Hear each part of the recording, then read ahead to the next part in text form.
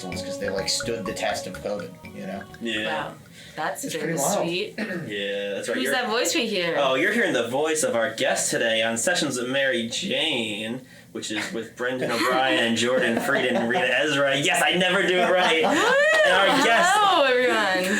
our guest of honor is the one and only Dean Mahoney. Thank you for coming on, Dean. Dean, love the suspenders. Why, thank you. People, you can't see it, Brendan but I was the trendsetter, I'll say. He got me into these bad boys, and he just kind wow. of stuck with it. Yeah. Wow, I don't think I've ever seen Brendan wearing suspenders. What? Yeah, I know. Yeah, we Have you lost the ways of our old gods? No, Brendan? no. I'm awaiting it because I have like 32 pairs upstairs in my laundry basket that are waiting to be worn. Oh my god! Yeah, so. I mean, you gotta start. I know, I do miss it because that was definitely an identifier of me. I wore for a very short time. I had a lime green one and a red one. Yeah. Nice. I will say They are appealing. They are, and there are ranges of quality of them because there are Yes, some that true. don't work that well and they will snap on your asshole. Ooh. So awful. Really bad. Yeah, but those are a very nice pair. I'm very proud that you're Well, still wearing them. So, yeah. Well, do you think it's also because Yeah. jeans have evolved and it's different? Nobody would snap suspenders on skinny jeans. You know what I'm saying? Yeah, the no, like, material's different. I think that like now like the high waist thing is coming back. Yeah. Everybody's just Yes, like, all right, we can wear suspenders again. Yeah. Yeah. So, Yeah. It makes you feel hard working too. It's like it does. It's like you you know? could have done jack shit all day, but you put those thumbs on the suspenders and you're like, I'm a hard working person. Yes, I am. Honestly, it's my favorite thing to wear when like a fancy occasion comes around. They're just perfect. They're so classy. Is that what you are known for like when people recognize you from your band, or like if that's is that you're always the dude who wears suspenders? Like, do you always wear them? Like every day you wear them? Like how much do you wear them? Every festival show for sure. Oh, wow. So that is your festival style. That is your Yeah. signature. Oh, that's dope. Yeah. It's honestly like the festival thing just to get through it. So I ended up at one point. So we started like playing music at this festival called Friendly Gathering that no longer exists. It was sponsored by Burton for a bit. Where was that? What was it, like Sugar Mountain, Vermont, or something like that? Like it was just on a mountain in Vermont at a ski slope, but it was summer, Wow. so a lot of ski slopes do festivals, Yes. because there's so much space. Yes, of course. And so- what's the band name? Upstate. Yeah. Yeah. I like that. Wow, one word. Yeah, it's Upstate. We used to be known as Upstate Rubdown. Yeah. It took us a full year and a half to decide on just cutting off a leg, like cutting off a word. Oh, what was about the rub down that rubbed you the wrong way? It wasn't me, the ladies in the band got some creeps, and we were Oh. like, all right, well, we'll stitch the rub down, and that'll be better. Yeah, now you only have the creeps who get turned on by the word upstate. They're like, upstate, oh yeah, let me touch that bowl with suspenders. And how many members are in the band? We've had a lot of members over the years. It's been... Wait, how long? How many years? Professionally, 5 years. The band nearing 10.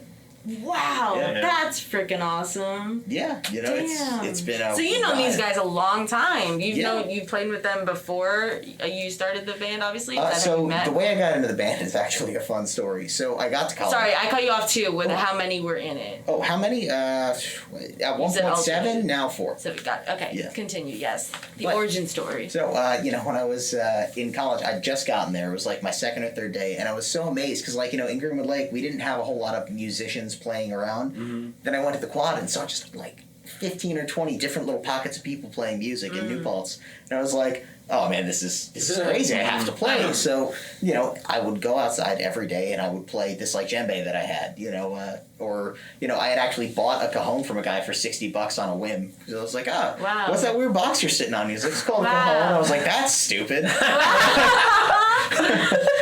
And stupid is as stupid does. So I was just, heading... Oh, I'm sorry. I'm just losing my track here. Yes, welcome to Sessions with Mary Jane. So, at the same time, the dining hall was I was in the oldest dorm on campus in the smallest room on campus, and the dining hall was literally at the exact opposite end of campus. So, it would be a really annoying walk, and, I ended up, instead of gaining the freshman 15, I lost 10 pounds. Nice. Because it was so far, and there was so much music going on. So finally one day I'm like, all right, I'm finally going to eat lunch. It's been 2 weeks. I should go to the dining hall. I should eat food. It's good for me. So, I go outside. I don't have a drum on me. And I end up hearing the best music I've heard all week. And I'm like, this is cool. Let me go over and check it out. And it was this bunch of people that had like a hookah like in the center, and they were just like known as the traveling hookah gypsy band. And, like, which Epic? not Oh my politically God. correct, but you know, they ended up just like playing all the time everywhere. And I heard them and I was like, oh my God, I have to get in on this. I don't have my drum. And then I pulled an Altoids case out of my pocket and I played it for 3 hours. Oh my god! Yeah, and then, you know, the mandolin player who has left the band, Ryan, was like at the jam, and the cello player we had for a minute too.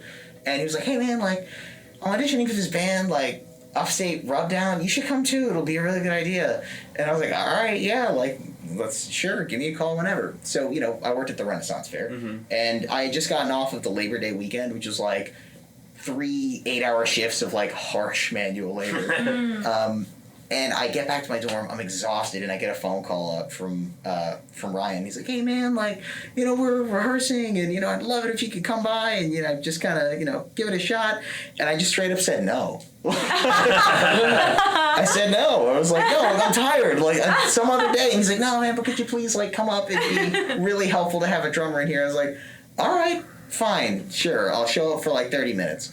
So I go up to the practice rooms where all the musicians used to, you know, be able to practice, and, you know, I walk in and it looks like everyone is half dead. Like, like one of the singers has been crying. Oh my like, God. One of them just looks exhausted. My bass player Harry, who's, you know, now my best friend, like, he was just like, he just looked so tired. He just looked like a tired man for the age of 21. Oh. And you know, then there was a very, you know, scared looking mandolin player and a very nervous looking cellist. And I was like, hey, what's up? And, you know, my bass player doesn't even like introduce anyone or anything. He's like, hey, I'm Harry. This is the song. Count it in this fast and just try and play it. And I was like, all right, cool. Give it a shot. Wow. You know, and then I counted it in, and it was like there was lightning in a bottle. Oh And my all of a God. sudden, you know, everyone just lit up and we had something. Yeah. And, you know, fast forward like, God, 9 years. Like 8 years, 9 years? And here we are, you know? Wow, damn. That's amazing. Yeah. That's amazing that it's just like, oh wow, just like literally It's Well- been a cool ride. Well, just Dean, sparks like that. we'll see Just if hits off like that. we'll see if you get lightning in a bottle because you have a challenge. Oh yes. ahead. God, I was getting carried away. I forgot about the I challenge. know. No, I was looked up in the visual poetics of that story, so I almost That was forgot very about. sweet. That was yes. Do you know the challenge? I think so, yeah. I don't do know the challenge as I was usual. told the challenge. Why? No, you were not told the challenge. I wasn't told the challenge. I was told that there was a challenge. Yes. Yes. Yeah, if you were told the challenge, we'll have to kill you. I knew it! We'll just have to change the After challenge. we get a recording of a podcast episode with That's you, right. we still need to put this up. Well, you after we do it. Yeah, sorry, go ahead, Brendan. So how do you feel about the pre-challenge feelings, Dean?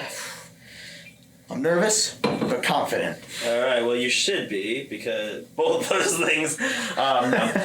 Your challenge is to see how many types of coffee beverages you can name, coffee drinks. Yeah. And as we will hear later on, Dean is not only a talented musician, but he is also, among other things, a coffee man. Was that an accurate term? Barista? Is it brewer of the beans? Coffee roaster, barista, you know, whole thing. Yeah.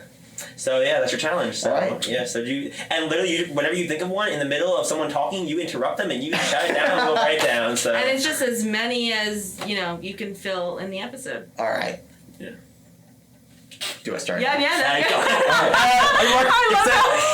love Latte, cappuccino, wait. cortado, come on, what is it? Call it a double shot. What is it? Double shot of espresso. Flat white, Cubano. Oh god, there's too many of these things. I hate these things. Dean, you're the first person to go for speed like this. I have to tell you, like, you were so great. Because, like, look at people like, I'm they're like, trying so hard.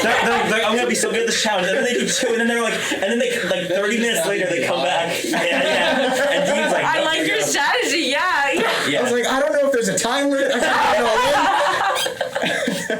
in. The time limit is 4 hours. Yeah.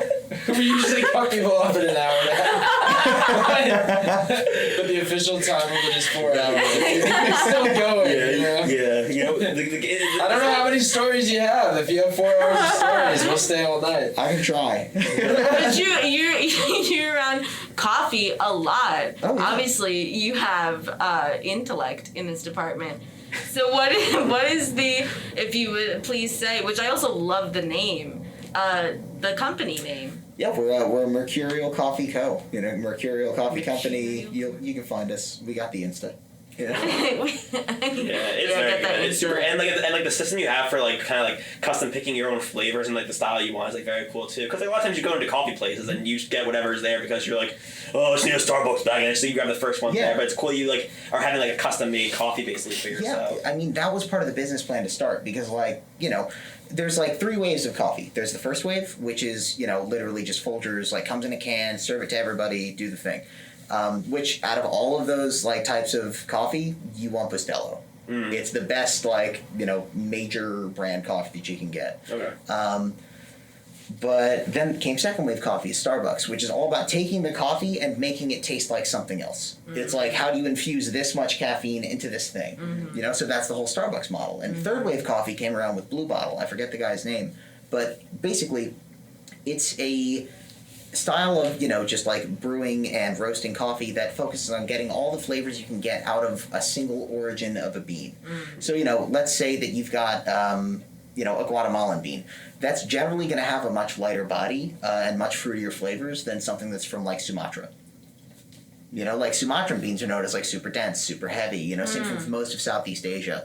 And then you've got my favorite beans are from Costa Rica because they're just super highly caffeinated for no real reason. Yeah. So, they're good. Yeah, but the taste of your coffee though is really, because like I think everybody in this room you've had shit coffee. Like you have bad coffee in the past. Like if I don't know, if you're a person who's never had bad coffee, I don't think you've had enough coffee. Right. I don't think you've tried enough different coffee. But I love it. And you're gonna like something, like whether you like the first wave, whether you like the second wave, whether you like the craft coffee thing that's like super hoity-toity. But so there's a new wave of coffee that's coming around. Yeah. It's fourth wave, and it's people exploring crazy things. So coffee is mainly 2 species. And I think it's species, not the other. Okay, yeah. So it's Robusto, which you never want to drink. Don't drink Robusto. They grow it for yield. They grow it so that they can make it for Folgers, they can make it for Maxwell House, all that stuff. And the other is Arabica, which is what all craft coffee is made from. So generally third wave coffee is focused on roasting Arabica species beans that have different variations, and extracting the best flavors you can get out of that bean. So the fourth wave to me is bigger things. It's exploring, well, what can coffee actually be? I actually went to this cafe I was on tour, it was like San Francisco, and they did a deconstructed latte. Thank you for speaking directly to our PA who is listening and is always keeping score, Dean, so we appreciate you. I want my tally at the end. You got it. Yeah. God, what was I talking about? So is that just a glass of milk next to All right, so it was really cool. In essence, yeah. And for the record, I thought it was absolutely insane until I actually did it. So you have the espresso, right? Yeah. And it tastes like this really like tart, lemony, fruity espresso. Not bad, but like very acidic and very, kind of like, the good parts of a lemon, basically. And then you drink this milk, and they used a non-pasteurized milk. So you drink that, and it tastes like buttery, and it tastes like kind of just a little sweeter than normal milk, right? And then you have the latte that they made with both of those things. And the flavor tastes like blueberry pie. It's the weirdest thing that I've ever experienced, but it taught me so much about coffee, because basically by adding something to coffee, you aren't destroying what it is. You're actually adding to the flavor. It's an additive process. Like, for example, what do you do when you cook eggs in the morning? What do you add to the pan? 2 basic ingredients. Butter and? Oil? With one of the other. One or the other if you're feeling really risky, both. Is it eggs? Spices? Are you talking about spices? Yeah, like salt. Paprika, salt, pepper? Just salt. Like imagine making eggs without oil and without salt. Yes. So coffee, it's the same thing. You add a fat and you add a seasoning. You know, so when you add sugar to a coffee, what you do is you bring out fruit flavors. Because the way your tongue works, you can't taste fruit without sugar. Have you ever had a pineapple without sugar? No, But- they all have natural sugars, don't they? Exactly. Yeah. So it's hard to kind of identify flavors, and then you add a touch of sugar, and all of a sudden there's this world of fruit you never expected from a Yes, single origin coffee. wild, yeah. And same thing when you add milk. What you do is you bring out more flavors that fit the kind of dessert profile, like, you know, chocolate or like caramel, toffee. So adding a fat increases what that thing does. So when you add fat and sugar, you can actually get it so that certain things taste like fruit.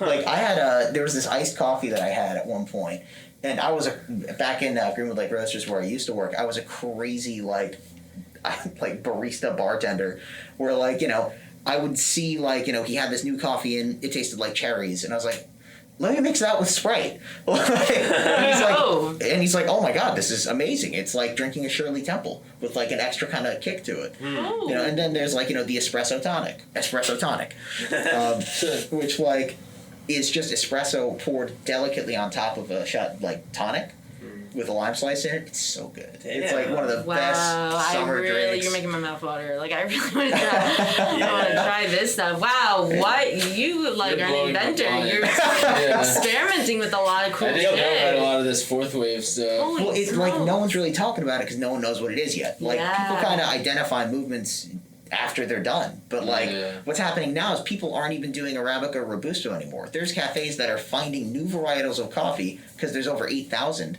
and we use 2 of them. That's crazy. You know, so they're finding new coffee beans and new varietals that grow in different places that we've never tried, and most of them are terrible. But like once in a while, you get a really cool one. You know, I mean, Have you ever seen a barista competition? oh yeah, I would not do well. My drinks taste great. No, I'm just saying, like, that's also like a source where I found out what people were doing, like experimenting with coffee. Where like it was literally this simple. This was definitely the beginning of the pandemic, but I was like watching something. This was just on cable TV. I don't even remember. But like a dude would just put raspberry jam at the base before he like added all the other coffee elements, and I was like, of course. I was like, raspberry jam. I was just getting so excited. I was just like, how good? I hasn't even thought of it. I don't know. Just like, I was like, what about a PB&J coffee? I was like, what? Yeah, you can do that, but like that's the thing. Like, you know, in the second wave of coffee, which is still going on, like none of the waves are really over. It's just where the coffee comes from. Right. You know, so like the second wave coffee enthusiast is, you know, becoming a barista and adding really cool ingredients. You know, like the espresso tonic is second wave coffee. You're not amplifying the coffee. You're covering it with tonic and giving the tonic something. You know, a barista functions differently than a bartender because a bartender mixes lots of different ingredients to make a new thing. A barista is trying to get the best out of the thing that they have. Yeah. You know, and Very using well things put, to amplify it. Yeah. Is there anything that anyone's ever put in their coffee that either like grossed you out or just like baffled you beyond belief that you couldn't rationalize? Because like, it sounds like you're pretty good at rationalizing people like adding things to their coffee. But, like, is there anyone who like you just like couldn't get behind? One person asked me for salt. Oh, okay. Literally salt. And the reason being, I learned this later from the guy that I learned all this stuff from. You know, salt is actually used in diner coffee to get rid of the caffeic acid. So to stop it from tasting bitter, they literally add just like a couple spoonfuls of salt to like the coffee. It's wild, and you can't taste it because everything's so bitter, and the way the flavor science works, you can just cancel them out. Right, like Yeah. what? It's really weird. I tried to do that with a cup of Yum. coffee and sea moss powder one time, but then it was just way too salty. Way too salty. The This is gel was good because the gel wasn't too salty, but yeah, the powder was incredible. Jordan's like salty. torturing himself, like forcing himself to finish. He's like, oh god, I'm doing it. But it sounds like you're drinking the fucking ocean. I'm like, what are you doing? It's okay. No one's making you do this. Like, The don't. newest way! He's like, babe, it's for the nutrients, the minerals. I'm like, You know what this is probably would be hard good is to like watch. cannabis butter. So when I go to Vermont, they have CBD coffee up there. I mean, New York just legalized it, so like, you know, they have. I've been drinking it for years. It gives you this awesome kind of like, you know, chiller like kind of buzz with all the kind of alertness that you want. You know, Yes. Very, like, It's a nice euphoric. combo. It's a nice combo.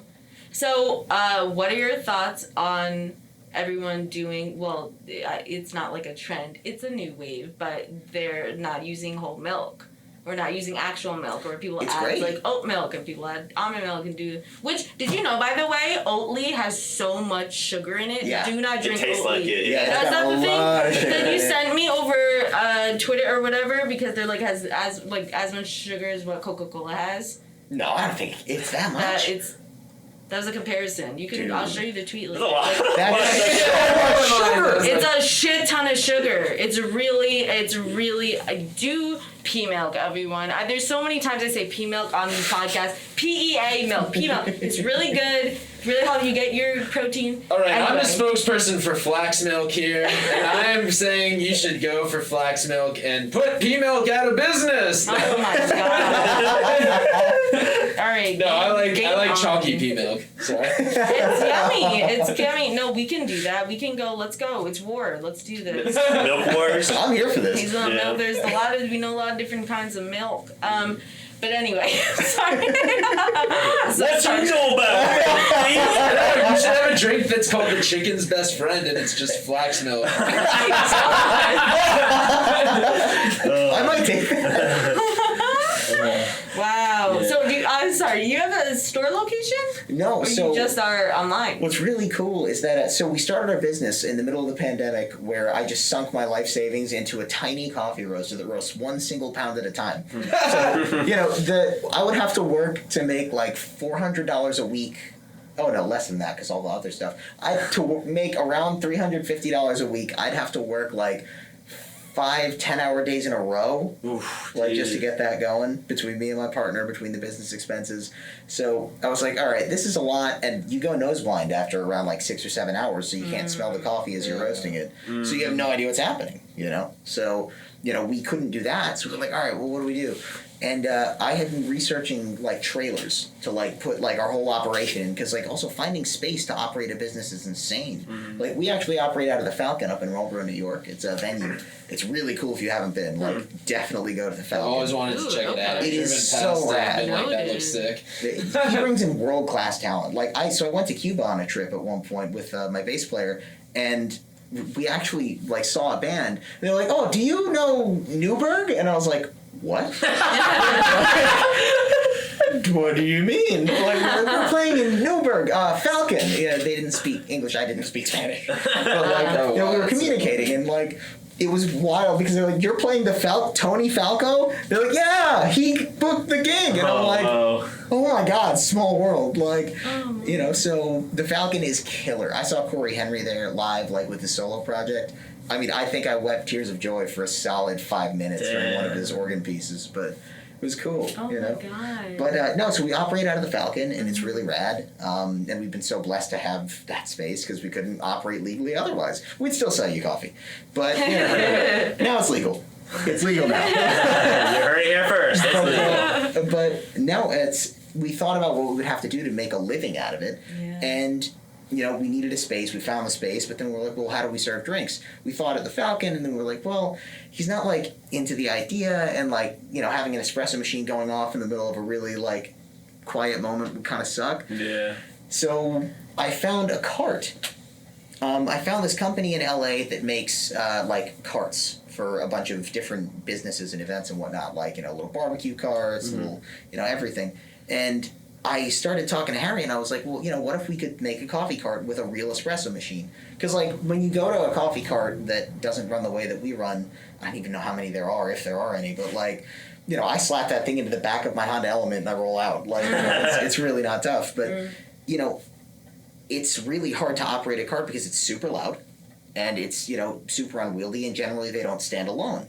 But through a lot of, like, research and a lot of, like, really just drawing out system diagrams and things, I found a way to run it entirely electric. So it's a totally electric cart, and it doesn't use gasoline. I can operate it indoors, outdoors, anywhere. And, oh God, what was I going to say? Damn, that sounds so impressive. That's sweet. Damn. I was going to say something. It's there too. Mary Jane There. just sneaks up, She's Yeah. If they're cold brew. Oh. No, but so we did, we got the cart together. We're currently in the process of getting it up and running. And, we'll be serving just espresso drinks at the walkway over the Hudson for like the whole summer. Hell yeah. Like it's gonna be really cool. I mean, honestly, I never thought that I would be running a coffee company, but it just worked, and I love coffee. So kind of put the music and the coffee together. It's really easy. Yeah. Because I can, assuming that I take some solo gigs, I can put that into the back of my car, and then drive literally anywhere in the country, pop it out, and serve some coffee, and that's easy. And you want to be able to do both, like you are, Yeah. Obviously you want to still do your music, and you have you're gearing up for once more people are vaccinated and coming out of the pandemic and doing live stuff again. Yeah, we're gearing up. We're getting ready for it. It's definitely been a wild pandemic. We're still fighting about what's going to be on the album, what's not going to be on the album, et cetera, et cetera. Yeah. Normal band You guys shit. been rehearsing though, when you were in? No, we haven't. It's been wild. Actually, our singer decided that she wanted to get pregnant and did. So now we have a pregnant singer that we're trying to help steer through a pandemic with a band. So it's been a bit of a wild ride. It's been cool though. It's been a wild ride. Yeah. What can you tell us about the album that you guys are working on now? I can't tell you much. Okay. You tell us that it exists though. I can tell you that it exists. Right, Cool. I mean, it doesn't exist yet. There's still studio time waiting to be booked, and we got a couple other T's to cross and I's to dot. But we're figuring things out. Cool, good. How did you gravitate towards drums? What was your you're yeah, this is it?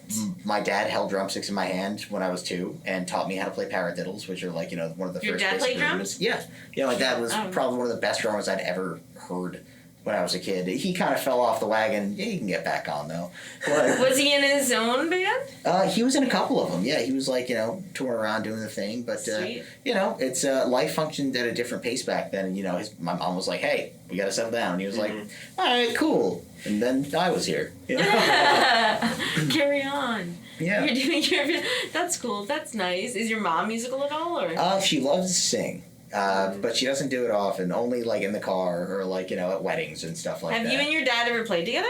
I mean, not in a show, but we definitely played together a lot. Yeah. That's so lovely. That's nice. Oh, also before I forget, I wanted to ask when you mentioned cold brew.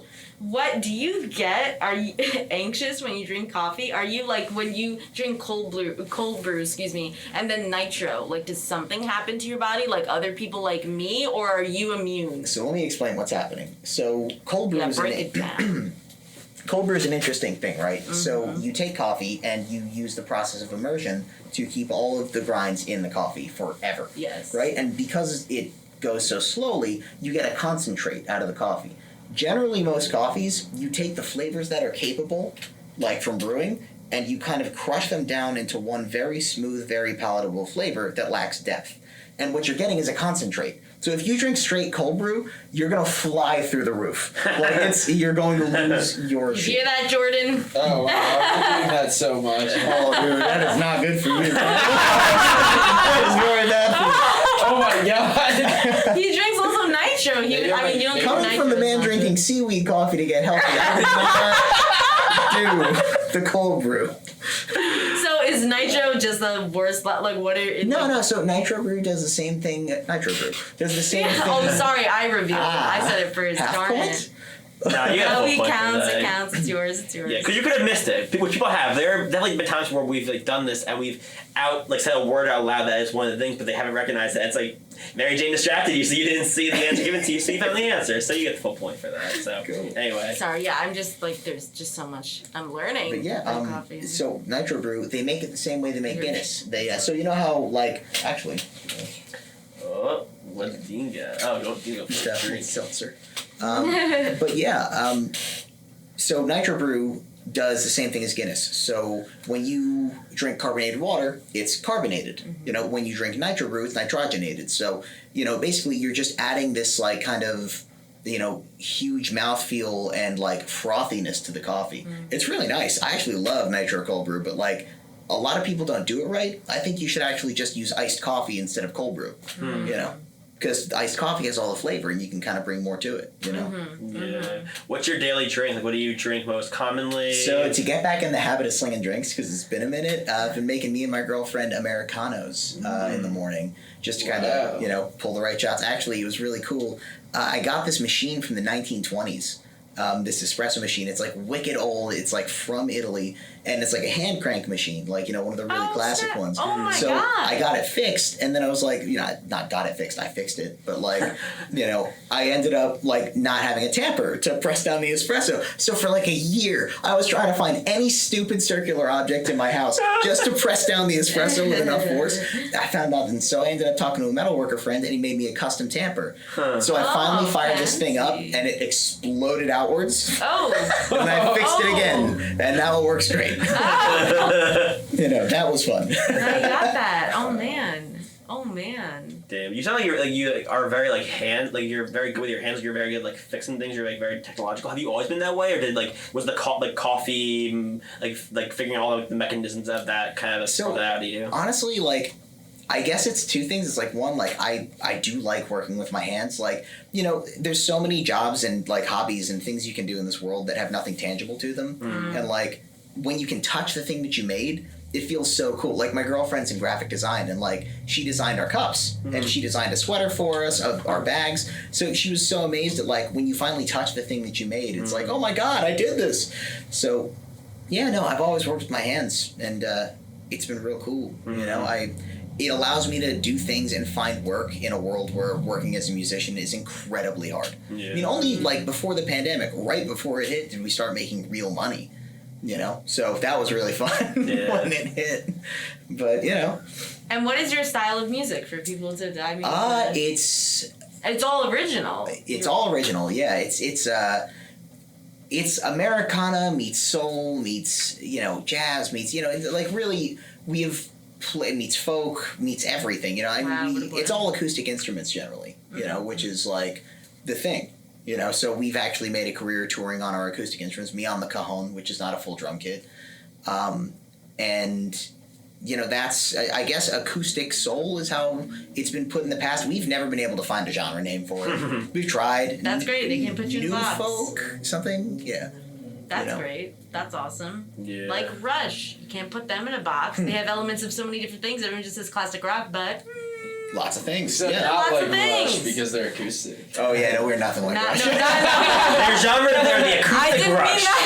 I would pay good money to see that. Same. A lot of good money. Yeah. I wasn't comparing that, directly, but you know what I meant. Okay, so what were you, not speaking of Rush, but maybe Rush, your influences? What's hot no right pressure now? to say Rush, but... Rush? What's hot right now, that you're into? Oh, man. So, influences, God, everything. Like, I mean, every genre is something. I mean, even on the way here, I was listening to Dirty Projectors, that classic album, Bitte Orca, that came out when we were in high school. Yeah.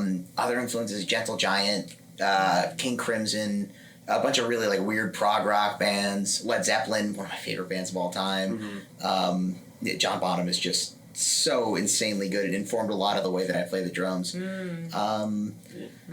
And more modern influences, I mean, Wolfpack, they're like my favorite band. They're so good.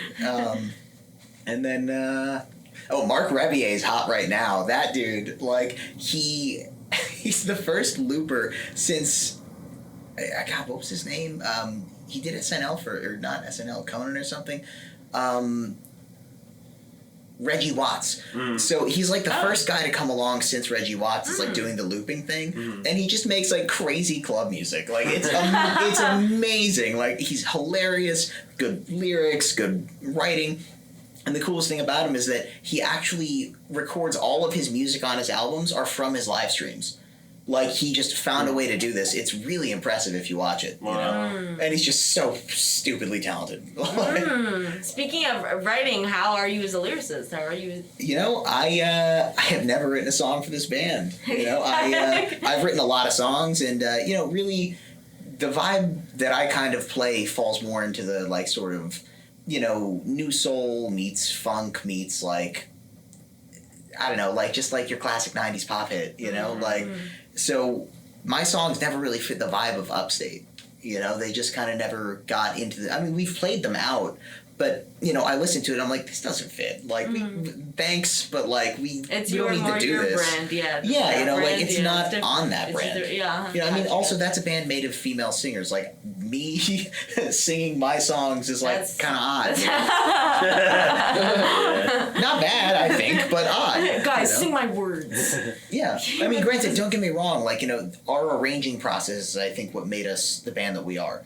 We will take a raw material that one of the songwriters brings in, and we'll just, I don't know, like, it just, the way that we can arrange it, it's just, we've always kept everything really tight. The harmony's tight, the rhythms, like, very interlocking. We pick apart every little note that doesn't sound, just right. Yeah. And I don't know, it's given us just such a cool sound that it's really hard for me to describe. I mean, it's just a lot, You just have to hear it, people. You're just gonna have to listen. Definitely They're on. listen. You guys on Spotify? You really yeah, we're on Spotify. They're on everywhere. People search Listen to them on Tidal though, so that they get more. Stick your head up the window and just Thanks, listen. Jay-Z. We've got all the ones. What artist did you stumble upon that you did not think, or an artist that you knew about that you did not think you were going to like but surprised you? I will say it's a split between the Wood Brothers and Lizzo. Okay. Yeah, no, definitely the Wood Brothers were one that I just would never have listened to if I hadn't toured in the Americana scene, and they're just amazing. Their drummer is one of the nastiest motherfuckers I've ever heard play the drums. He's so good. Wow. He actually engineered our last album. Oh, very yeah. cool. But he was like one of our dream producers. We were like, I wonder if he does this, and like he produced it, and I actually got to work with him and Justin Gwip, who was our engineer. Sorry, Jono from the Wood Brothers was our producer. Justin was our engineer, and he toured a lot with like Hot Tuna and like a couple of jam bands, and he was Levon Helm's drummer. I don't know if y'all know Levon Helm. He was the drummer for the band, like Bob Dylan's band. Oh shoot! Oh nice. Yeah. Damn. So when you listen to music, do you feel yourself listening to the drummer first, or like what's like how you kind of like break down like hearing the different parts when you're listening to a song? It depends, man. Great question. Yeah, I guess the way that it breaks down is so you hear like the parts of the song together, right? Like I'll hear, verse, chorus, whatever, like I'll hear the intro, I'll hear the structure, right? But as I'm listening along, let's say it's the first time, I just listen for the thing that sticks out to me. Like, the thing that kind of, captures a unique sound that I haven't heard before. And really in bands, I look for uniqueness. I look for like something that I've never heard and I will never hear again, which I think makes you great, so find the thing that's weird. Yeah. But, then you hear the uniqueness, and then you start listening to the parts and how they work. I will say that if a band's got a good drummer, I start listening to the drummer immediately. And if a band's just got kind of a, Joe Schmo doing his thing, I generally will hear the harmonies and the, vocals a little bit earlier, It also depends on what kind of music you're listening to, too, Like, let's say you're listening to, like, I don't know, like just folk music. Folk, you're just listening for the lyrics. It's just poetry that needs a little more, oomph. Yeah. But if you're listening to like, I don't know, let's say, like Van Halen, like, you're not really listening for the words. The words are there, but what you hear is the thing that makes them unique. Yes. Yes. Do you ever get ideas or, I don't know, just different unique sounds that come to you in your dreams? Ooh, fun. I'm assuming your dreams are very musical. They're not, though. And that's the thing. Okay. But granted, I have gotten ideas for what to do with the drum, but I can't hear it. Like, I, like, don't hear the music, but I'm playing it. Right, I should, like, try something new like this. Okay. Yeah. Okay. Well, I mean, because fair to say a lot of it is muscle memory. A lot of it is, like, I don't know, like, for drums, do you feel like, because you played them so much, like, you already know what certain rhythms or, like, things are going to sound like just by putting your stick here and this stick here, like, the combination of things, like, you already know how to map it out in your so I don't play the drum set. I play a Cajon, which is a Spanish box drum. You never started with drums. I started with the kit, but I haven't played the kit professionally in a long time. Oh, got you. Okay. 10 years about. I mean, I've done a couple of gigs, but like, there were like, pit gigs and like, all sorts of different things that I could do, just to make some cash. Yes. But, I can do the drum kit thing. It's just, when I finally ditched the sticks and started playing with my hands, I finally found what it was that I was looking for in music. Do you feel like that is because it was direct touch? Yeah, 100%. It was tactile. Because I'd always loved playing bongos, and I'd always loved playing djembes and doumbeks and all those fun little drums. Mm-hmm. But I wanted to play backbeat. I didn't want to play color, because all the percussionists Tito Puente and actually that's probably all anyone really knows of percussionists. But you listen to percussionists and they play lots of amazing things. They add so much to the music, but they only add in really specific kinds of music, and also, wait, what was I saying? Talking about tactile, you're in. Oh right. But There's one of the moments where it's we say if anyone ever doubts that we're not really helping Mary Jane, these are the moments. Reaffirming, okay? Not like anyone doesn't believe us. I don't think I've ever been questioned. Yeah, people have probably listened enough to know. Yeah, so that when you're directly using your limbs. When you play color instruments, when you play bongos and you play percussion, you never really get to determine the groove. You never really get to understand what that pocket is that normally a drum set fills. And being able to do it on the specific drum that I have, which has a snare sound, a hi-hat sound that I've kind of, put to the side, and a kick drum sound, with 2 limbs, I can do pretty much what any normal drummer is going to do with 4. Just through positioning your hands and, hitting the right way. Yeah. You can actually... do everything. Yeah. Wow.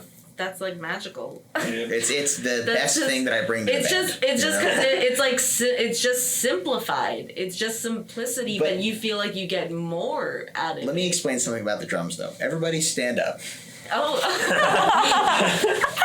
All right. So you listeners at home, stand up. Pat your head. Oh, your tummy. Oh yeah, no, I can't. Now stand on one leg. That's why I don't do this shit. And kick. Yeah, no. Now What's it like? Nope. Yeah, I can't drum. I don't have room to spin, but. So basically, what that does is it shows you anyone can play the drum kit.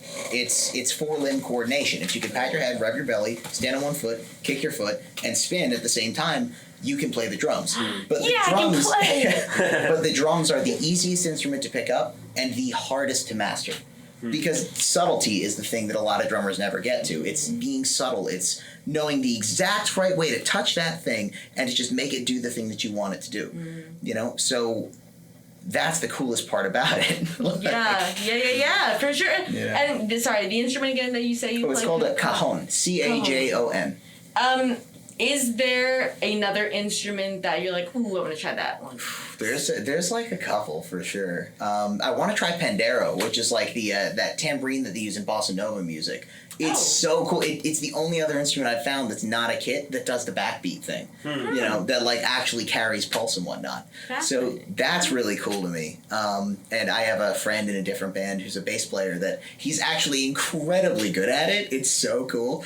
But I got to see if he could give me some lessons. But yeah, that's the only other one that I really want to play. I mean, for me, playing a drum kit is kind of it's a non-starter if I'm starting a new thing, or if I'm just, I don't know, if I have any choice, I'm going to play the cajon. Mm-hmm. I'm not going to choose the kit. If you give me the option, I'll always choose that. I can do the drum kit, but I just love the box so much. It's just great, Yeah, well, you were saying earlier that you tour a lot, or toured a lot. COVID, yeah. What was the number again, though? At one point, we hit. It was 250, but we canceled 2 gigs, and it ended up more 225, 220.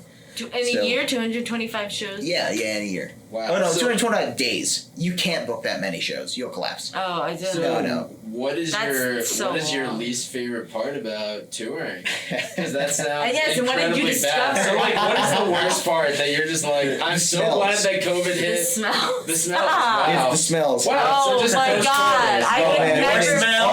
I have but such it a gets, sensitive sense it of gets smell. Extra. I would not fit for this. It's definitely a bit of a nightmare. When everyone decides that it's tuna time and you can't stand tuna, it is not fun. Jordan, you wouldn't make it. You hate tuna. I would not like that. Tuna time. And then you have 3 cans open in a very small van. Who's bringing tuna? You eat It's road cheap snack. food, Like, yeah. it's cheap food on the Baked road. beans. It's easy to eat. You know, like when you're on the road so hard and you're like on the road 10 hours a day in the Midwest because the Midwest is far apart, apparently. Yeah. Like, why didn't they build the cities closer? I don't know. But it's really far apart. Yeah. So when you're on the road, I mean, we used to just eat like crappy food and we felt like shit. So like, you know, once we started touring harder, we were like, well, what do we do? Then we just started going to grocery stores. Trader Joe's and any Whole Foods with a hot bar was like, and Wegmans. Dear God, go to Wegmans. Oh, yes. Yes. Yeah. Near and dear to my stomach. Yes. But like, no, that was how we started eating healthier on the road because, you know, you can't eat McDonald's and then sit in a van for 10 hours and then go eat Taco Bell. Like, I mean, you can. It's a good time. But like, when you're like 18. yeah, exactly. Yeah, but I'm the baby of the band. I'm the youngest in there. Yeah. I was 18 when they picked 17, 18 when they picked me up. You know, and that was when we were not professionals. Like, we were playing dive bars. It's the only band I've been in thus far where we actually got people dancing on top of the bar. Like, Wow. it was really cool. Like, we packed that place. It had like 150 cap and we were at 300. Like, Ooh. that was our old dive bar at college. We cleaned up. It was really fun, man. Yeah. So were smells just one of the major things you discovered about yourself that you're just like, ooh, I got a tolerance, or like? No, I mean, like, you learn how to live with people that you should not share a bedroom with. Like, it's really simple, you know, like, me and Harry had to butt our heads about a bunch of stuff, you know, like... I was gonna ask, were you guys able to keep the peace? Like, Oh, I mean, like, look, if you go into a band and you go on tour thinking that everyone's going to get along all the time and be the best of friends forever, that is not what happened. That is not, don't do music, do art, painting, like, paint. Like, be alone. But, But then you find it yourself. Don't go on Yeah. tour with a bunch of other painters. Just don't do that. Never do a painting tour. Ooh. That's a whole lot of bad. Yeah, but no, touring is not for the faint of heart, but it's what turns you into someone as a musician who can do it. You know, it is hard. You face horrible decisions. Every big tour we went on past 21 days, I learned this rule, 2 people in of like being lost. Like, you cannot tour for more than 21 days at a time. You do it, you're going to lose a band member. It's nearly certain. Ooh. It just happens every time. Like that. literally lose them, or like they like leave the band? They leave the band. Oh, okay. Yeah, no, like, the road is hard. It is not easy. Because of fights or because they're like, I'm not Everything. cut out for this? Oh, it's everything. It's, Yeah, you know, wow. when I started playing That's music, I didn't success. picture being on the road. My bassist did, but he's a special kind of person. But, like, I never pictured road life. I pictured playing to stadiums. I pictured playing to giant amounts of people.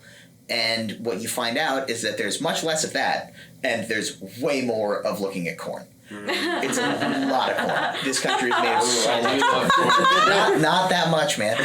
Not that much. Oh, wow. But what is your favorite part about being on the road? God, I love meeting. Like, obviously, you wouldn't do it if you didn't like. Dude, like, Yeah, the people. That's good. That's meeting huge. new That's a huge people part. is so cool. I have made some amazing friends, some seriously cool folks. I've met some horrible people, truly terrible people, but they were also a part of the story too. You know. What's No. one of your wackiest stories? what can you reveal? Yeah. What can you reveal? Okay, so first tour, the year that Pokemon Go came out. So, like, let me put the happiness Okay. perspective in it. Let's all remember that. Great time. Yes. Really Yeah. cool. Like, there was, like, I went on my first national tour. I was on the road for 29 days. Yeah, I know what you're thinking. Yeah. But, like, I was on the road for 29 or 30 days. It was a long tour. And, I was terrified and freaked out, and I was such a baby to the world, and I had not done any traveling at all. I come from a very small town, Brandon's small town. Like, Warwick, New York. it's Greenwood Lake, New York. Guess is always right. Guess is always right. Yeah. Yes. So, Whatever. I get in the van. I've got a hammock and a sleeping bag and a bunch of hopes and dreams. And then I get in the van, and then, we're in the van. But fast forward like 3 weeks, and we've been on the road hard. We've been camping out in a lot of places. When we started out, we were playing parking lots of festivals and camping in every campground we could. We were really scrappy back then. And it was really cool because, you learn a lot about people and about the world. But sometimes you get people like the man we met in Taos, New Mexico. Now, this is like the first couch surfing host that like we're about to stay with, that I've ever couch surfed ever. Like I hadn't done couch surfing at all. So we're driving into the middle of Taos, New Mexico, and my bass player calls up this guy who we're supposed to be staying in his house. And I'm still freaked out because we're in the middle of nowhere. Badlands, or not the Badlands, but like nowhere land. Just sand and literal tumbleweeds, super wild. But like, we, call him up and he's like, oh, hey man, no problem. Yeah, meet me at the compound. I'll meet you at mile marker 393 or something like that. And I was like, the compound? What does he mean the compound? Like, and I look at my bass player, I'm like, Harry, who is this guy? And I was like, I don't know, like, what is this place? Who is this person? Like, and he calls back up. He's like, yeah, where are we meeting you? He's like, oh no, we'll meet you at the mile marker, and I'll take you out to the compound. And we're like, what? What do you mean the compound? And he's like, oh, well, I don't really have a house. And I was like, what? Like, what do you mean he doesn't have a house? So like, Harry's like, great, we'll see you there. Hangs up the phone. We took a band vote. We had almost passed on this because, well, a lot of us were terrified of being, like, murdered in the middle of the desert with no one to find our trail. So we stand at the mile marker. We're there for, like, 10 minutes. I'm like, Harry, we gotta go. We can't do this. Like, no, we can't. We're gonna die. And out in the distance, in the dust cloud, you see this tiny little speck. And it just slowly comes further and further and further. And finally, it's like, we realize it's moving really fast. Oh my God. And, like, I'd say, like, 30 yards away from the van, he like comes up fast and sprints to a halt, right? So, dust cloud, really dramatic. It was super cool. And it's a truck that like really does not belong on the road anymore. It must have been from like the 1970s. It's old as hell. And out walks the biggest man I've ever seen and the biggest dog I've ever seen. It was wild. This dude is like, Shaquille O'Neal height and just broad. Whoa. It's a broad man. And his dog, who he calls Bear, is as big as him. It's really crazy. So he's like, hey, y'all, come on. We're going out to the compound. Bring your van. And I'm like, no, we're not doing it. We're not doing it. This is crazy. And, we'd already decided. So we get in the van, which has no real shocks on it. Like, you can't, like, buffer any kind of bumps. Yeah. So we had this insane like hanging net thing in the back that we put all of our gear in. Yeah. Totally crashed down the minute we got off the road. We off-roaded with a vehicle that's got like this level of clearance on the road. Oh my God. So like, we get out there and we're a mile out and we see all these beautiful huts and like these beautiful like, buildings that were built by artists and like it's BLM land. So like, it's open for people to just squat in pretty much. If you stay there 7 years, the land is yours, So he went out there, and we're gonna have to talk about that a little bit later. Yeah, I know nothing about what you just said, but keep going. Sure, yeah, but right, all right. So, wait, lost it. It's beyond land. Okay, so we're we're in the van. We're going out to his compound. So we get there, and it's this really flat like hut, clearly made out of like. The materials that he just kind of found and scraped together, that he says, you're not allowed in there, don't go in there. And we're like, okay, like, where do we stay? He's like, here, outdoors. And we were like, all right, cool. So, like, so let me paint the picture. So, look in front of me where the van is. There's his hut. There's a weird-looking, like, tent with, like, 2 big trees as poles, and a giant metal bucket underneath. And then there's a big ass hole in the ground, and then, there's some like extra like room and a little, kind of a big fire pit. So we get there and I set my hammock up, because that's what I've been sleeping in all tour. We've just been, camping, and I was like, well, let me sleep in a hammock. It was great. I really loved it. So I set my hammock up and then I go start talking to him.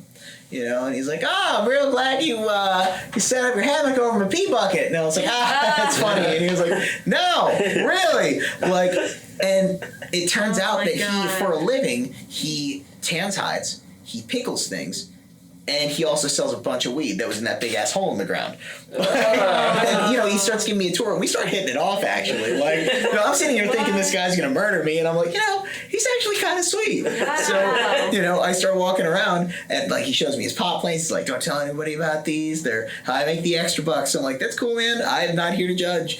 You know, like, I, too, partake in the green stuff. You know, so that was a thing. But then we're walking back towards the campsite, and he's like, whoa, stop right there. I'm like, what? Oh God, is it happening? And he ends up stopping me, and I look down, and there's a fucking rattlesnake right in front of me. And I'm like, what do I do? What do I do? He's like, you're gonna back away real slow like. So I slowly back away as far as I can. And then I'm like, dude, this is crazy. Really cool, really scary. Love it. So, like, you know, we're just staring at the snake. We're like, is it going to move? Like, should we move it and scatter it off so other people don't get, you know, bit or anything like that? And then his cat walks right through and just walks on top of the snake. His cat or dog? Cat. He has a cat too? And a dog, yeah. Big cat? A Regular big size? cat? Regular size Oh, cat. okay, Yeah, okay. regular cat. But he walks on the snake, and the snake doesn't move. And I was like, What? is it? He's Was like, it I real? think it's dead. That's some real leather right there. Oh you know, like, my so gosh. he just, you know, took the snake and, you know, brought it over to his leather tanning Oh my workshop. You know, gosh. like, real scrappy dude. But, like, you know, so we get there, and, like, you know, it's been really cool, and you know, it actually turned out it was super less scary than I thought it was going to be. We played our show. He friggin' loved it. And we go back to the campsite, and we're just sitting around this big campfire, and we realized he had never heard, as a master pickler, as he referred to himself, he brought out a big-ass bottle of whiskey, and we were like, dude, have you ever heard of pickleback shots? He's like, what is that? And we were like, my well, God. you mix the whiskey, you drink the whiskey, and then you drink the pickle juice. And he was like, oh, that's great. And then we did a ton of pickleback shots. And we just stared up at the sky, and the sky, I've never, ever seen anything like it before. It was just amazing. I've truly one of the most amazing experiences of my life that gave me a lot of hope in people. Damn, You know? what an adventure. That's like, It's been wild, dude. Like, they get to just look back on all those tour days and just those, like, yeah, I mean, do you truly believe, like, the positive outweighs the negative? Like, your good times definitely I think reassure when you're just like, because I'm sure you've been in bad times where it's been tough. It shifts depending the day, you know? Like, honestly, sometimes it's really, really tough to keep going. You know, like, look, like, the people that I'm in a band with, like, my closest friend in the world is my bass player. But you don't have to be friends to make beautiful music together. Yes. You just kind of have to coexist, you know? Yeah. Like, look, Yeah. I'm sure we've all made Exactly. like, better art with worse people, right? Like, you know, it's just how it goes. It's that, you know, at a certain point you have to understand that, like, you know, this is your job and these are your coworkers more so than anything else. You know, and if you want to continue, because people change and people grow. They grow apart, they grow together, you know, you have to really get it into your head that, like, you know, look, I'm here to make music and I'm here to do this. You know, and all the other stuff that could come with it is a blessing, but it's about the pursuit of that art. You know, it's about really pursuing that as hard as you can, because you're not going to get anywhere at all if you don't try. You know? You heard it here, people, from Dean.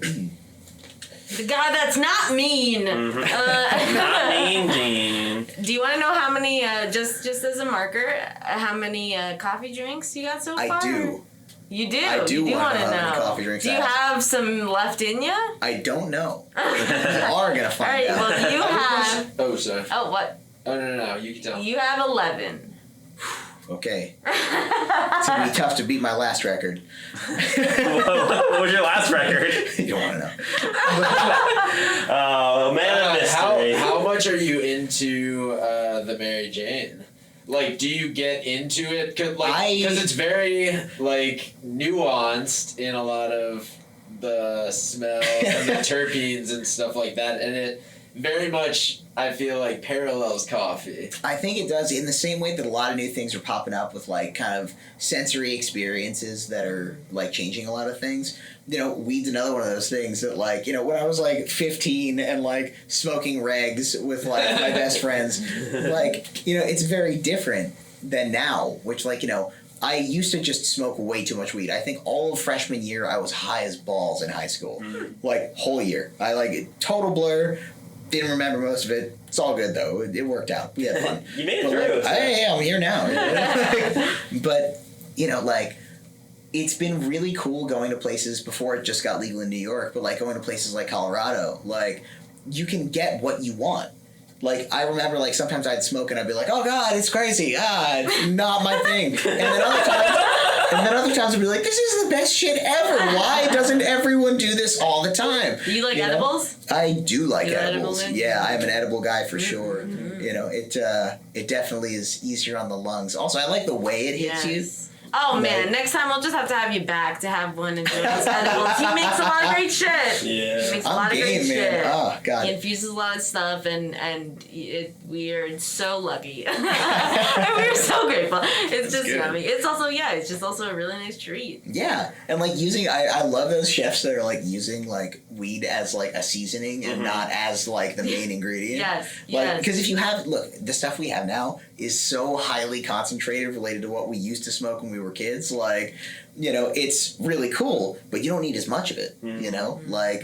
Granted, my sleep aid is just some solid indica, or a really nice indica edible. But yeah, I take the gummies right before bed. I'm like, let's have a ride. Yeah. Speaking of drift off into the sunset. Of drugs, exactly. What else have you, if you are willing to say, tapped into? I mean, you're toured, you're a music dude, you've been around drugs. Oh, all the time. So yeah, I actually had a rule with myself that I'll never touch pills or powders. I've lost too many friends to the heroin epidemic. That's not gonna fly for me specifically. Also, I love sensory experiences, so I would love cocaine way too much. I'm not gonna even fuck with it. And actually this year I am really hoping to have my first acid trip, because I read somewhere when I was younger that when you're until you're 26, your brain doesn't stop developing. And I was like, okay, neat. So when my brain stops developing, I should develop it more. Let's do some more developing. The other channels, yep. Yeah, so, I'm surprised. I just assumed, you would have tried acid. No, I'm just weird. Do it at a festival. It's fun at a festival. Oh, yeah. Oh, for sure. No, I love all my trippy friends at the festivals. They're a lot of fun to be around. Have you had shrooms? No. You actually, so I have been microdosing on shrooms on and off for about a year. Oh. It's real good for you. It's really nice. No, my roommate bought a ton of shrooms, and I was like, oh, what are you doing with those? Are we gonna have a good time right now? And he was like, no, I'm microdosing, because I read this article, and I was like, that's cool. Can I have some? And he's like, totally, man. And the first dose, I was like, I am feeling something. Things are moving a little bit. It's cool, but nothing overwhelming. You're just coasting. Yeah. Just coasting, man. And actually, once it actually kind of adjusts to your system, it's really just this very open euphoria. It's just all right, we are all here right now doing things. It's nice, Yes. I'm getting euphoria just thinking about it. Strongly recommended. Even if No, I got some shrooms in my freezer. Well, we're gonna take them when we get a I have a date. We're doing destination. Oh, I thought it was love once a year. I usually trip once a year. And I've kept to it since the first time. The first time we did it was with Brendan too. The first time we did shrooms. We've done acid. Jordan and I have done acid separately, but the first time he tripped was. It was very nice. It's a cool such time. A great day. No, and honestly, for someone like me who does struggle with depression, the microdose thing actually really helped a lot. It was really cool. Noted. Learned a lot. Yeah. Well, you mentioned earlier that you have a twin. Yeah. Are you guys complete opposites with that? Also, it's a girl? Yeah. Her name's Alyssa. No, she's my complete opposite. Alyssa. She's gonna be a doctor in about a month, a few months. So she went that route, and I decided to play a box. What a summary. Certain people. It's. I'm also very opposite from my twin in certain respects. Are you fraternal or identical? I am a fraternal. It's a girl. Like, we're both girls, but we're not. Everybody. Some people think like they confuse us just because our names rhyme. That's why. It's like I get it. You know, I feel like it's Reena and Bina. She's Bina and Reena. My middle name's Eon. Hers is Dion. So it was. You know, our dad always complained he couldn't keep. It's like, listen, nobody made it this hard for you. You decided to do this to yourself. He couldn't. He had to call out both every time. He didn't. You know. That's just what happens. But yeah. So I don't know. I was just like, oh, I was like, he's twin. I was like, yeah. I just got excited. That's just me personally. Oh yeah. No, Brendan told me earlier, and I was like, oh, that's a fun fact. Yeah. Oh yeah. She's fantastic. Like one of the coolest people I know. Do you ever? Is she ever the first one that listens to something you just like played or made or anything? No, not at all. Creative? Do you do anything creative together, or you're just? No, like honestly, I know for a fact that if she had decided to go into music, she would have been a better drummer than me. Like when we were kids, she was clearly better. I was like, all right, well, I guess I should give up then. And then she just quit and started doing gymnastics instead and went the kind of, sporty route. Gymnastics. So, I kept playing drums and I just kept doing it, you know? Wow. So she hasn't picked it up? No, she's creative, but, she hasn't had real time because she's literally been in medical school for, 3 years, she's in that PhD. Oh, yeah. MD. She gonna be a doctor. What kind of doctor is she gonna be? Podiatrist. Wants to do foot? Oh, all right. Oh, yeah. I cannot understand. Has she ever explained what the process was of thinking of going to feet? I just love feet. Really? No, it actually, yes, actually that happened. What more do you need? But, yes, she did exactly say that when I was like, why aren't you doing something like, I don't know, cardiology? She's like, I like feet. But, really, it's look, you also have the opportunity as, a podiatrist, and I don't know if she thought this one through or if, we just kind of figured it out together. Literally, if you're a podiatrist, you don't have emergency hours unless you're, a resident. If you're a doctor and you have a practice or you work at a practice, people don't generally have emergency foot problems. It's true. Unless you're a surgeon, which I think she's actually thinking of doing. So, that's probably not happening. So, yeah, she might have emergency, someone ran over my foot at 3 a.m. help kind of calls. Yeah, I'm already thinking about it. Somebody, their foot just turns up blue and they need it amputated all of a sudden. Oh, God. Yeah, hey, man, it's real. I guess whatever you want to sign up for, I guess the money fits the crime, huh? Yeah. If you can handle the feet normal and handle them also bleeding. I mean, so she works in a really tough part of Harlem where there's a lot of homeless folks. So, homeless folks don't have shoes. She gets some of the craziest foot problems I've ever heard of. That actually a thing that I learned is that they try to put medical schools in impoverished areas so people can get cheaper healthcare. Granted, they're also using the poor as test subjects, so not totally certain how that plays ethically, but at least there's access to something. Yeah. Yeah. Are there any jobs that you definitively would be like, I can never do this job? It's so far from the things you're interested in. Plumber. I replaced the toilet in my house recently. You cannot pay me to do that job. You can't pay me. Is it the metal? Is it the poop? So when you replace a toilet, there's a wax ring, right? That you place the toilet on to keep the seal towards the bottom of the floor. Mm-hmm. Now, after 15 years, that wax ring starts to go. And what you have is a mash of 15 years of human waste mixed in with this wax that is firmly stuck to the floor. So what you have to do is scrape it off. I ruined so many tools because I literally couldn't scrape off all the gunk. The whatever that instrument so you can't get the wax off of the spackle thing. It's it's so sticky after 15 years of processing human waste, which was horrible. I have a very sensitive sense of smell. I can really. Yeah, dude, never. They don't. Brendan doesn't even smell anymore. Yeah, he literally can't smell anymore. And Jordan's not that good. No. It's been once if you have this was before COVID was even a thing.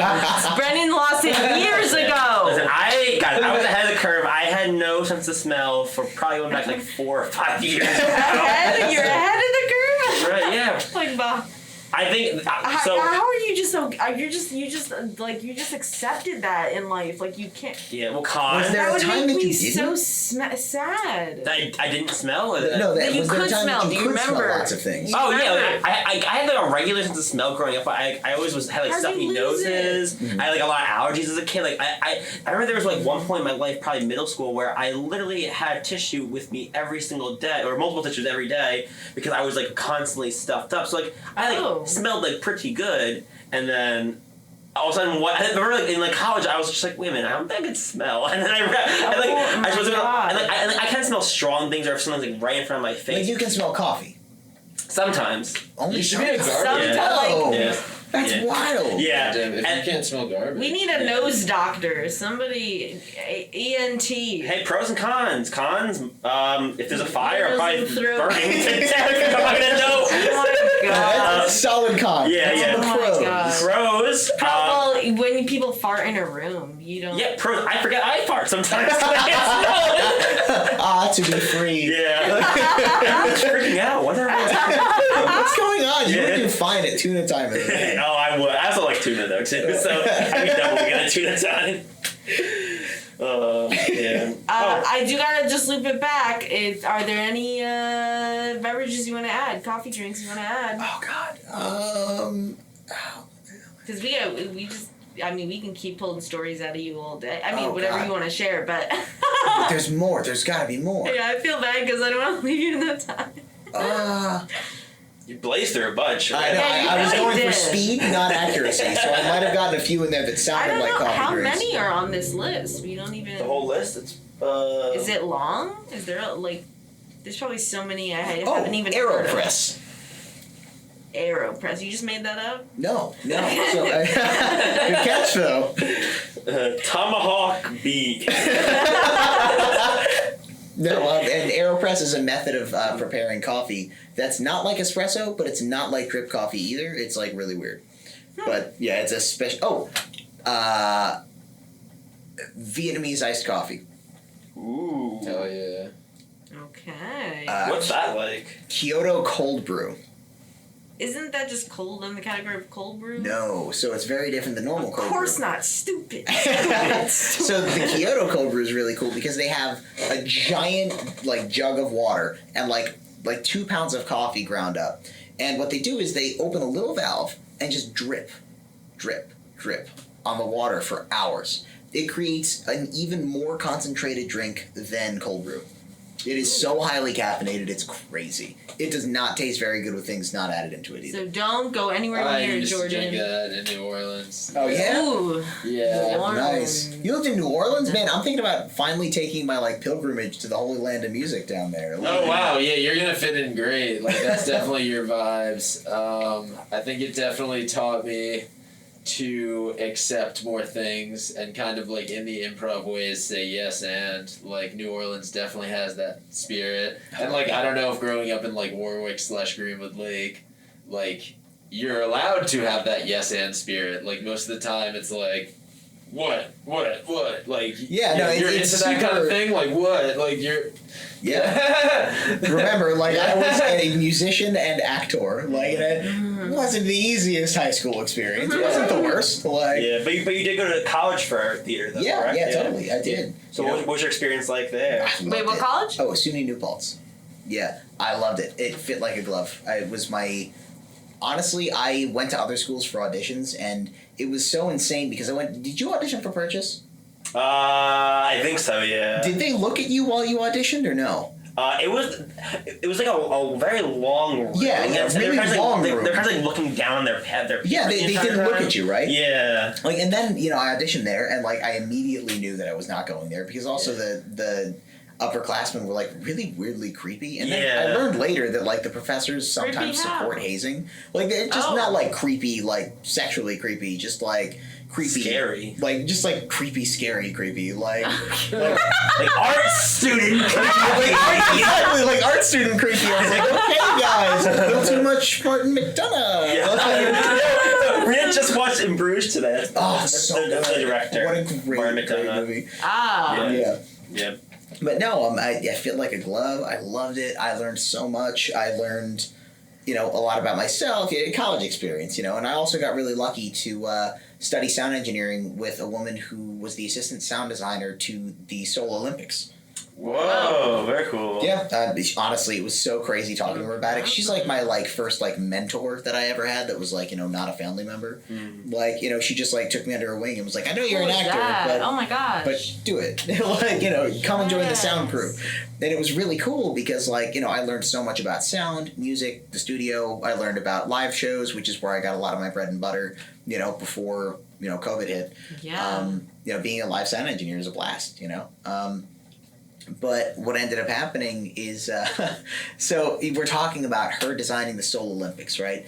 And she's like, I'm like, Sonny, I've never seen you stressed before. Why are you stressed? She's like, look, if I mess this up, Dean, I am going to, dishonor my family, my country, because she's Korean, South Korean. I'm going to dishonor my country, my family, my students, my school, the United States as a whole. Literally she just listed off the reasons that she had to feel if she messes this up, there's so many things that are so wrong with it. So no pressure. No pressure. I saw her signal line diagram, which is the big diagram that shows all the different equipment. It literally took up a wall that's as big as your studio. Wow. It was insane. It was brilliant. And it was the craziest thing I'd ever seen in my entire life. I was like, how is this in your head? She's like, it is. Yeah. But, I mean, wonderful for you to surround yourself with brilliant people like that. Because how else are you going to, a lot of this shit is through experience or just might be lucky enough to have a mentor like that to show you, the ways or, also seeing other people's process. Seeing in a way, at least you, she had that board, at least, seeing how their mind works. It was wild. It was one of the craziest things I've ever seen. It literally looked, you ever see that episode of It's Always Sunny where Charlie is he's trying to say Pennsylvania, but it's something else. Pepe Silva. It's just, it was like that. She was him pointing with a cigarette. I'm like, Magical. I can't. Wait, what time are we at? We're over an hour. I was gonna ask if you wanted to share your story of your friend. All right. Wildest story I have lived in the past 2 years. So, my best friend from Greenwood Lake, who we'll call Sam, wanted to get out of the country and see a bunch of new things. He lived in Greenwood Lake his whole life. So, there's a lot of ways to get out of the country. There's, immigration, there's getting a visa, there's visiting. So what he decided to do was at age 27 to disown himself, get adopted by a couple with EU citizenship, and change his name to Evo McEwen. And 3 months after he'd done this and moved to France, he told us all about it. After the fact. Not during. Not before. After the fact. So that is by far the craziest story that I have. Just to share with all you folks. You guys are lucky. Well, if he was telling you while it was happening, then it might not have been as sincere. No, I don't think he was worried about sincerity. Dean, if you were going to change your name to something else, do you have a name in mind that you'd go with? Nah, I like it. You like Dean Mahoney? It served me well, Yeah. Dean's a good name. Yeah. Dean's a good name, and he's a great guest. That's right. Yeah, this was a very, very great podcast. This really, and you got 14. Hey, nice. All right. Nice. Well, yeah, no, that's all I got. Not too shabby for a one-hit wonder. I had my best. I had 3. Dean, is there anything that you want to plug? Any handles? Any things you want to promote? Yeah, man. Honestly, the coffee cart needs some attention right now, and you guys are actually the first hearing about it. So Cool. I haven't told this to anybody.